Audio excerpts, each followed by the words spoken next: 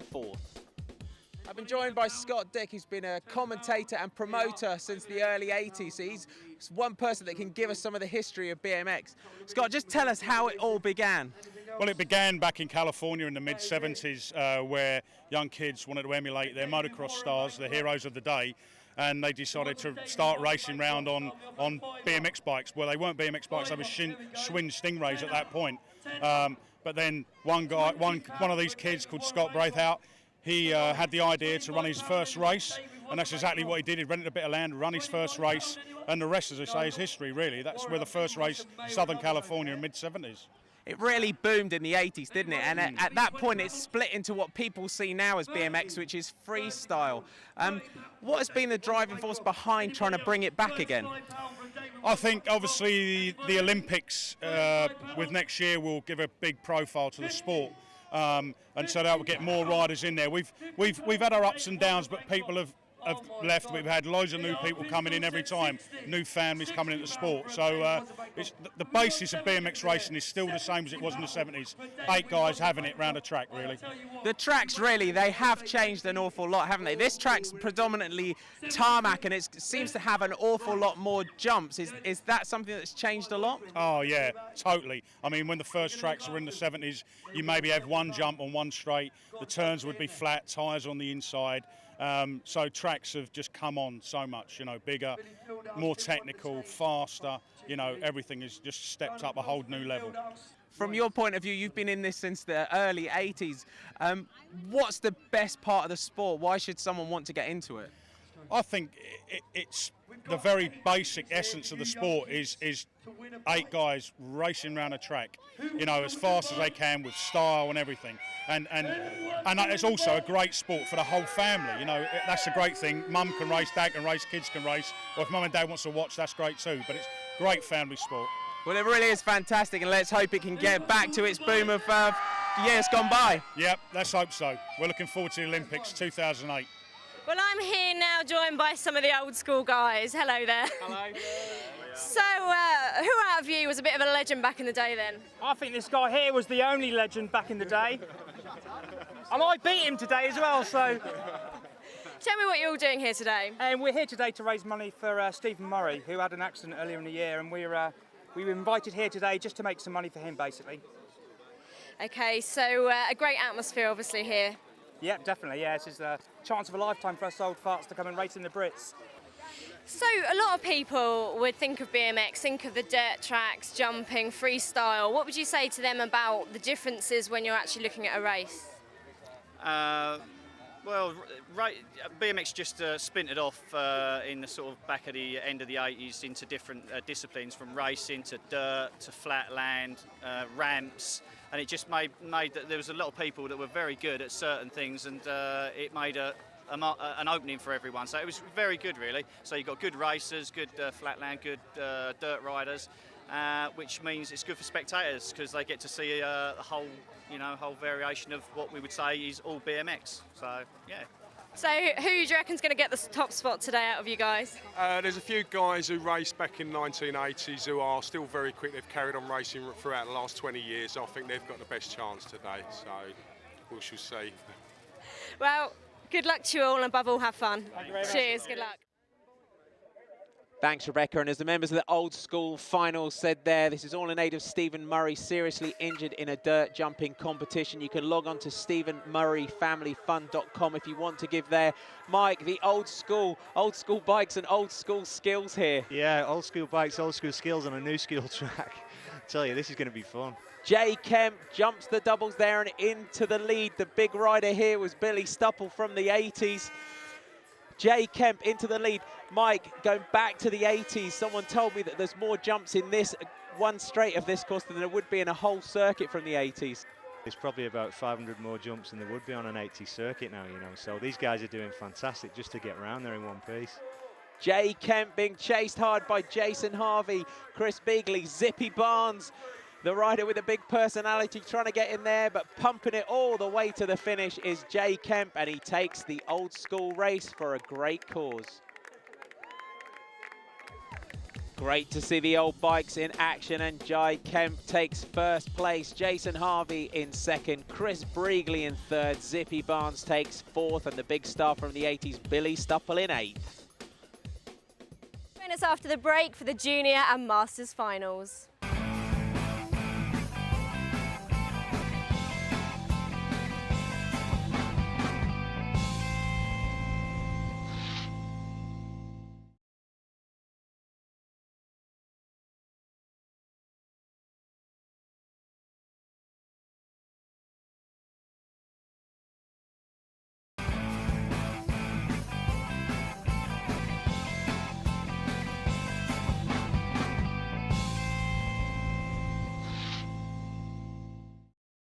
Hello and welcome back. Now let's go over to the Junior finals with Martin. The stars of the future, it's the junior men, Dan Price, Dan Thorne, Alex Deakin, Josh Cheetham, all members of the British Cycling Talent Team. Watching the gate for the start, and they're away, and it's a fantastic start by Thorne and Price. Yeah, Dan Price is leading out there. Look at him go, not stop pedalling over those jumps. There's never any love lost between these two riders, aren't there? They're always fighting tooth and nail in these races. Yeah, Dan Thorne will never give up. Alex Deakin back and forth there, he's pushing hard too. Through that tight second berm, and he's stretching his lead now is Dan Price. Thorne is chasing him all the way. We'll just glance back over his shoulder. Luke Tamblin fighting to get up there. Alex Deakin there in fourth, but up ahead, he does everything right. Daniel Price takes the junior category. Great junior men's final. Daniel Price takes that from Dan Thorne, with Luke Tamblin taking the bronze. Alex Deakin fought hard, but he takes fourth. Just take us through this first straight, Mike. Incredible start by Price and Thorne. Yeah, Price, he really holds his line there. Dan Thorne, Luke Tamblin coming back from injury. Look at that, none of them backing off these guys. Great technique and a lesson in how to take that first straight by Dan Price and Dan Thorne. It's the female 13 to 15 year category, and they power out of the gate, and already Charlotte Green in trouble, Mike. She drops her pedal before that first jump. Charlotte came unclipped there. How she controlled it, I don't know. She overjumped the second doubles there and pulled that back. Oh, someone's off on the inside there. Jessica Rook, she unclipped her pedal as well on that third set of doubles, and she's down, but in the lead, Charlotte Green powering now towards what looks like a dead cert national title. This girl really is a talent for the future. Yeah, she's proving that. She's been invited on the BCF Talent Team BMX camp this week, and she's away with this win. She's leading her arch rival there, Ashby Gibson. The two girls have been training hard over winter, and it's showing. Charlotte Green glances across, and she'll be wanting to follow in the wheel tracks of the world champion Sinead Reid, and she punches the air with delight as she crosses the line and takes the national title.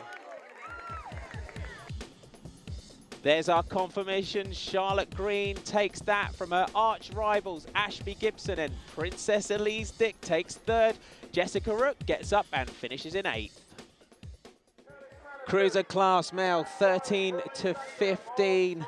Lane 1, Chris Boyle. Lane 2, Thomas Elvin. Lane 3, Spencer Beagley. Lane 4, Lee Crowther. Lane 5, James Humphrey. Lane 7, Curtis Maniton and Mark Shrewsbury. An incredible start from lane 4.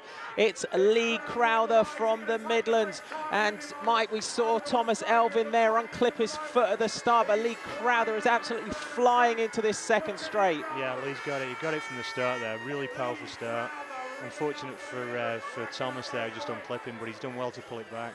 Very tight turn, but it's still Crowther in the lead over this step up to double as he heads towards the final berm, and he's got this one. Lee Crowther has absolutely led from the start. Thomas Elvin, he sits up through this very rocking and rolling section towards the line, but Lee Crowther, incredible ride there to take the national title.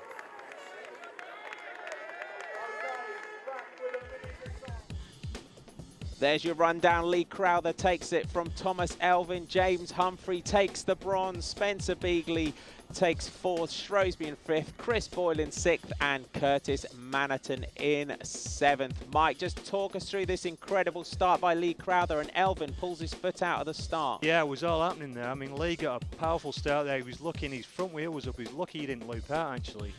You know, obviously Thomas there unclipped. He did so well to get his foot back in. Did a double manual over that first jump there. Crowther, the only rider to jump the doubles here. Is that what won him this title? I think he was aware of it. You know, that he just kept his speed. The other guys were manualing. He had the momentum from the start.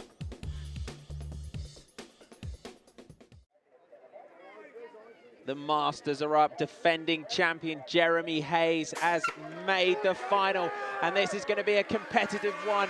They go through that first jump, and oh! CJ Butler hits the deck, gets squeezed out on that first step up to double. Matt Barnard stretching out into the lead here, Mike. Yeah, Matt's leading out there. Jason Jessup taking the wide line. He's cutting back in for the 4th now. Ives is in there too. Leading already, Matt Barnard. We've seen this so many times today.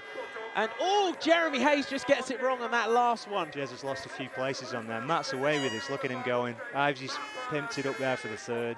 Jason Jessup in the 4th.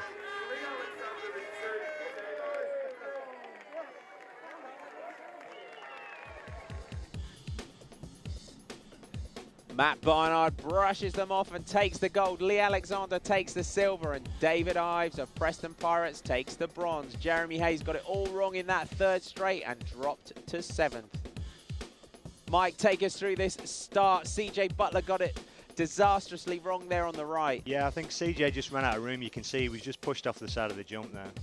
Barnard started in the centre, and for the first time today, we've seen someone from that start take the win. Yeah, Matt he just kept the power on. Just look at him go. He's keeping it low and smooth. The Cruiser 30 to 39, the men, one of the most hotly contested championships of the day. Alan Hill has got to be the favourite in this, the world number 6 in lane 3. And the riders watch the gate, and as they power out of the start, it's lane 3. Alan Hill, the world number 6, jumps that 2nd set of doubles, and Mike going into that first berm. Alan Hill already got quite a substantial lead. Oh, Alan's flying, you know. This looks like payback for the Nationals. He's you know, leading out Ian Sharp there. The two have been at it all season. CJ Butler in 3rd.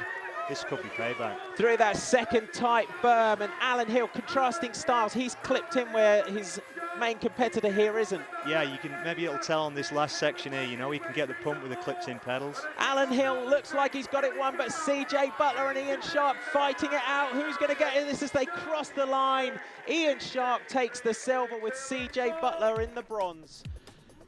There's confirmation. Alan Hill of Norwich Flyers takes the gold. Ian Sharp holds off CJ Butler. He fought all the way to the line, and he takes the bronze.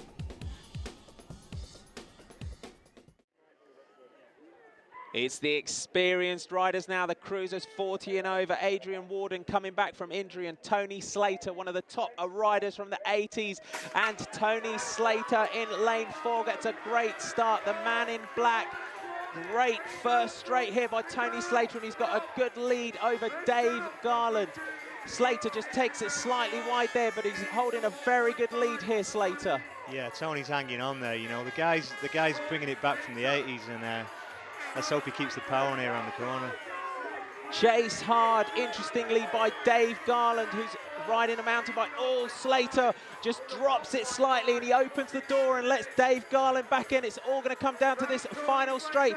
Tony Slater and Dave Garland neck and neck all the way to the line. Garland pumping it on that mountain bike, just cuts in front of Slater, but it's a win for Dave Garland from Tony Slater, and Adi Warden, coming back from a broken leg, takes the bronze. There's confirmation. Dave Garland sneaks round in that final straight to take the gold from Tony Slater. Adi Warden coming back from that broken leg in 3rd place. Mike, just talk us through this final straight. How much difference is this mountain bike making? Oh, well, I think the suspension's for sure giving him an advantage. The guy's got some gears on, and you can see he just cuts across Tony's line there. There's no way Tony can get back from that. Join us back after the break for the big battle of the elite finals.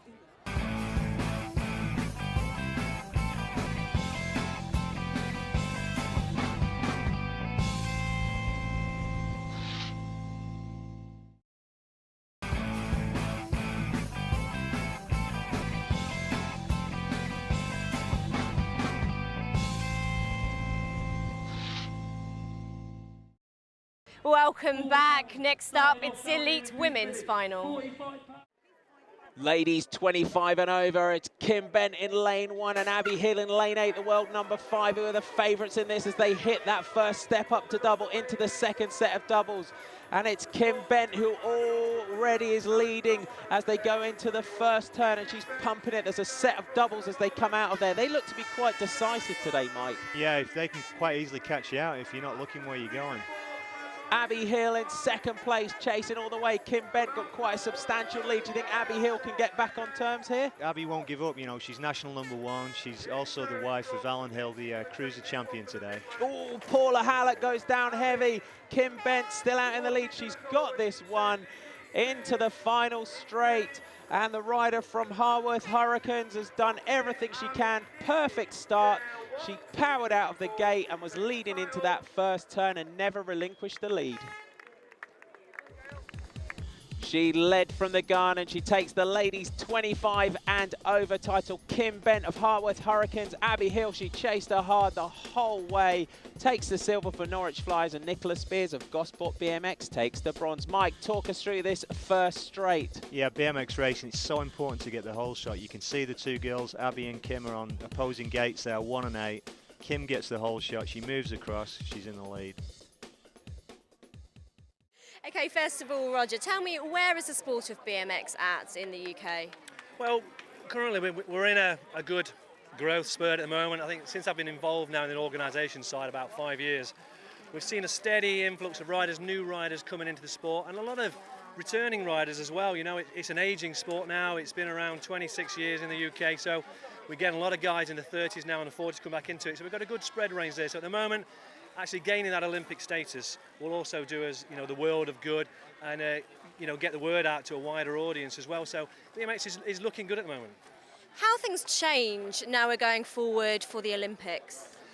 The biggest change we're going to see is in the courses itself. The Olympic course is a 7 to 8 metre high start hill, so it's a whole different game really. As much as it's still BMXers on the 20-inch wheel bikes, we're looking at 30 to 40 foot gaps now between the jumps, so we've really gone down to the extreme side of the sport now. So, just looking around this weekend, we've got such young riders in there, you know, up to the Masters. So, how easy is it for people to get involved in BMX? Very easy. Around England mainly is where the biggest setup of clubs are. We've got about 40 to 45 active clubs and tracks, and so that spread is pretty good. And really, we're looking at the bikes people can get into. They don't need to get a race-specific bike.